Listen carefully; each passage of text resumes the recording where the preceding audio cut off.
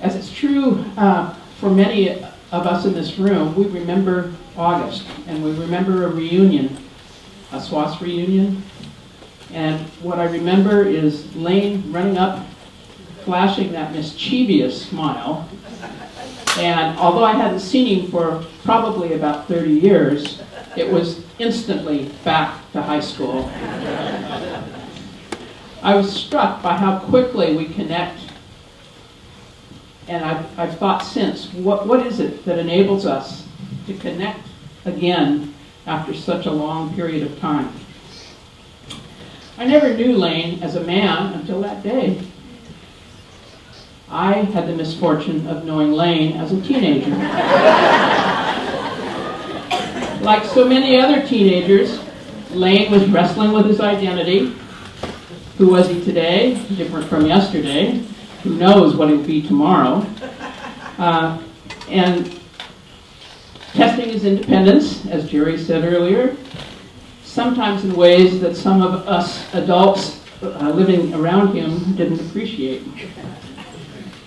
He could be a real pain one minute and endearing the next. But that mischievous smile, it just lights up my life.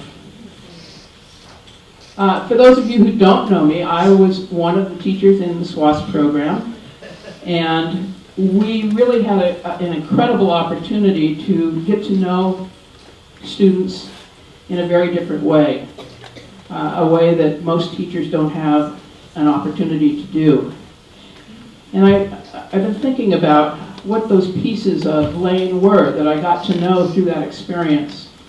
At first, he arrived on our doorstep. Wasn't too sure how he was going to commit himself or engage. I think he kind of sat back and checked us out, actually. And was pretty independent about which things he was going to participate in and which things he wasn't. Rules didn't always seem to apply to Lane. So my first interactions after he arrived were in my math class. Now, I'm a math teacher. Everybody loves their math teacher, you know. It's their favorite subject. So when this guy comes into my classroom and actually acts like he's loving it, I am the most excited math teacher in the world. And very quickly I realized this guy is something special. He is so bright. He's so inquisitive. He didn't take things just on someone else's word, but he always pressed and asked questions. And the bad part was he seemed to do so well without much struggle. I'm not sure how the other students felt, but I couldn't quite figure this out. He did it without struggling too hard. At least you didn't see the struggle. What a joy it was over all these years of being his teacher. Another advantage we had is I was the only math teacher. That may not have been an advantage to the students, but we got to know each other really well over an extended period of time. So you could really see the growth and development. It was just fantastic to watch as he matured in school.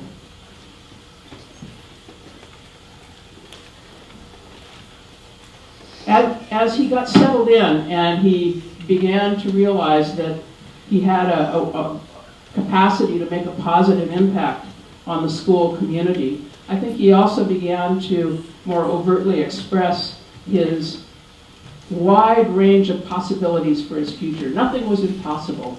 And he would talk about, I'm going to be a lawyer, I'm going to go to this college, I'm going to do this, I'm going to travel. Everything was possible. And it was like he just was playing with those ideas every day. The second way I got to know him was through his participation in the wilderness program. And there he really started showing some leadership. Sometimes he needed a little nudge, but he quickly found his footing in that role. He developed a real thirst for the outdoors, and he explored new adventures like rock climbing. And I'll tell you, there's nothing like sharing a belay line with someone to create a bond. On belay? On belay. We are the best friends for the next few minutes.